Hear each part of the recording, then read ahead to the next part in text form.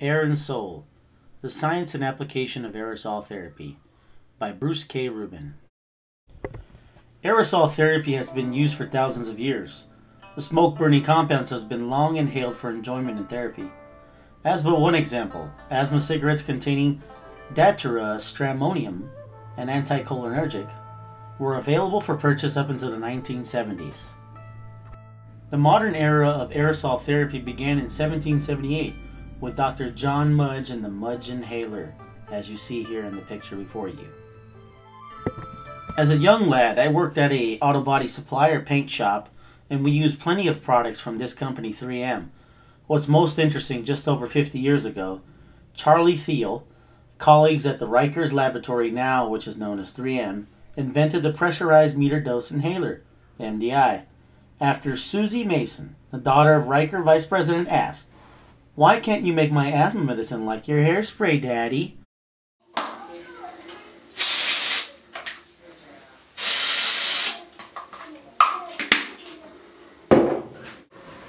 How come you don't make asthma medication like that, Daddy? Boom! Tough acting to acting. Well, you're 50 years too late, short stuff. Physiology and physics of aerosol generation. Aerosol is defined as a group of particles that remain suspended in air because of low terminal settling velocity. Particles are sized according to their mass medium aerodynamic diameter, MAD. The distribution of particle size is called a geometric standard deviation, GSD. The larger the GSD, the smaller the proportion of the particles within a specific range.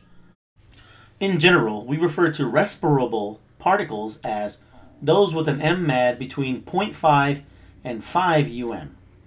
Extremely small particles may not settle to the airway after inhalation, and thus are exhaled, while larger particles can be filtered by the upper airway and swallowed. Particles greater than 5 UM MAD can impact on the oral pharynx, especially when inhaled rapidly. For many medications, this could lead to swallowing with drug loss or greater systemic side effects. This is the reason why albuterol administered by jet nebulization is more likely to produce tachycardia than albuterol given by MDI.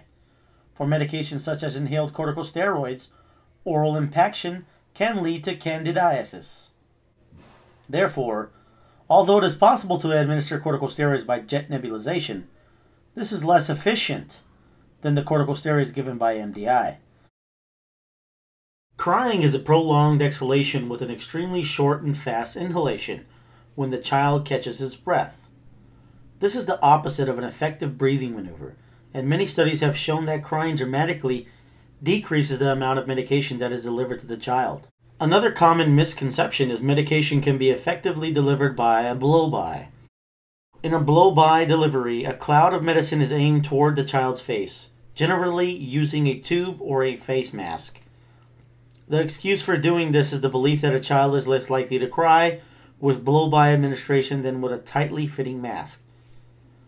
However, there are many studies demonstrating that medication delivery is exponentially decreased as the aerosol source is removed from the child's face, rendering aerosol blow-by delivery all but useless. Nebulizers can be used by very young children in all walks of life in the hospital setting. You can actually load higher dosings, and they contain no propellants, and little teaching is required for the use.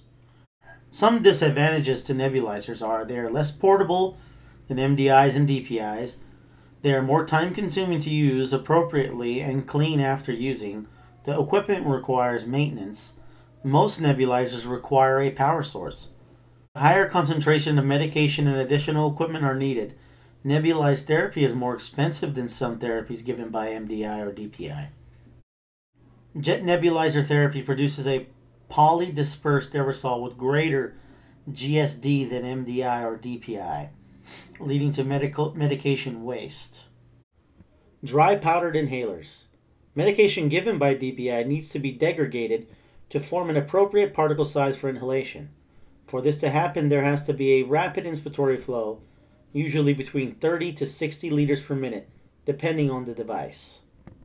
All DPIs are humidity sensitive. If patients exhale into the device, they risk blowing out the medication, and the humidification from the exhaled breath can decrease the efficiency of the inhaler as the particles stick to the orifice.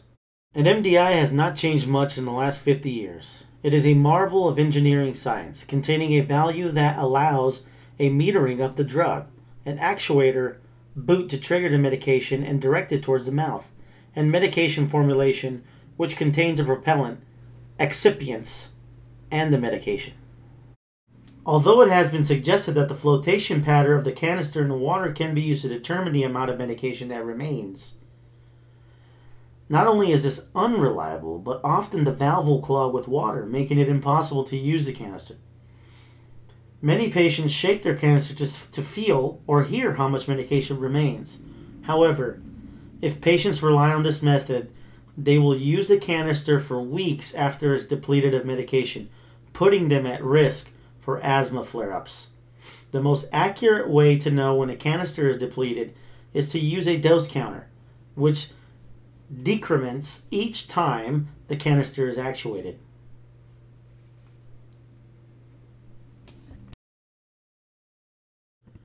Chlorofluorocarbon, CFC, 11 and 12, although these propellants are effective and well tolerated in the airway, when CFCs reach the upper atmosphere, they break down the ozone layer.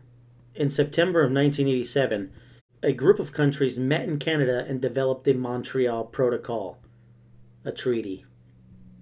Soon after the Montreal Protocol was adopted, CFCs were eliminated from air conditioning and packaging, but they continued to be used for medication, aerosol, propellants until a suitable substitute was available. Hydrofluoroalkanes, HFAs, in particular HFAs 227 and 134A, are effective substitutes for CFC12. All MDIs now marketed contain only HFA propellants. For inhaled corticosteroids with a much smaller particle size, this can dramatically increase the amount of medication deposited into the lungs. For this reason, the dosage of inhaled corticosteroids per canister actuated has been decreased. A mucolytic medication degrades the polymeric structure of the airway of secretions. Usually this will reduce viscosity, and this in turn can decrease secretion adherence to the epithelium. A decreased viscosity can improve mucociliary clearance, although it may decrease the cough clearance of secretions. The archetype of classic mucolytics is N-acetylcysteine, or NAC, commercially available as an aerosol preparation under the trade name of Mucomist. Although Mucomist has been administered for decades as a mucolytic, it has never been shown to improve pulmonary function or clinical outcome in patients with asthma, COPD, CF, or any other airway diseases. Long-term studies in chronic bronchitis have been demonstrated to have no benefit from the use of oral or inhaled NACs. Because there is almost no intact mucin in the CF airway, NACs may be dangerous when used to treat CF. NACs have a pH of 2.2 and it is irritating to the airway, so benefit may be derived only from its ability to induce cough. Aerosolization of Dornase alpha, aka pulmazine, has been used for more than 15 years for treating CF. Taken once daily, this medication improves pulmonary function and decreases the risk of pulmonary exacerbation.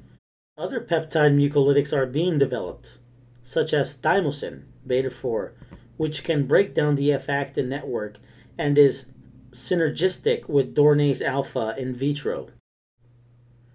Aerosol antibiotics have been used for decades to treat chronic lung infection in bronchiectasis and CF. Medications such as tobramycin or gentamicin and aerosolized colistin are effective in reducing the bacterial load in the CF airways, improving pulmonary function and decreasing the frequency of pulmonary exacerbation. The lungs receive the entire cardiac circulation from the right heart, which is then returned to the left side of the heart, making them a potential portal for the systemic delivery of medication. One of the first aerosol medications for systemic administration was insulin.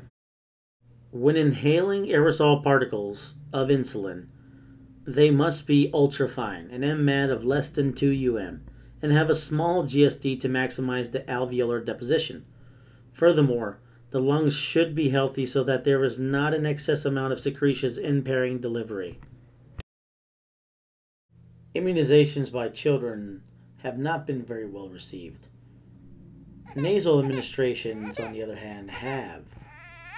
Because of difficulties associated with vaccine preservation and with injections, particularly in developing countries, unit-dosed aerosolized medications are being developed to prevent diseases such as influenzas, measles, and tuberculosis. I'm not sure if this practice still exists, but morphine has been administered by nebulization for treatment of severe dyspnea, although it is not recommended for patients who are hypoventilating and have retained carbon dioxide. Lung deposition increases significantly in older children and adults compared to infants, but because total lung dose increases with age, deposition for airway surface roughly correlated with body mass is smaller at all ages. Therefore, it is not necessary to increase the dose for very small children because of the relatively ineffective breathing pattern and higher inspiratory flow, nor is it necessary to decrease the dose because they are smaller in size. In conclusion, eventually we'll all be RTs working in the field. Some faster than others, some PRN, some ballin', some not. Our challenges are to be sure that the patients are using their medications properly and effectively, and that they understand that it is important.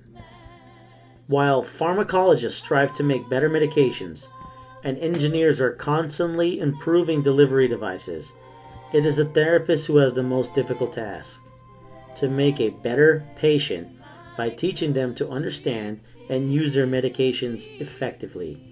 My name is Danny Batici, and let's show them.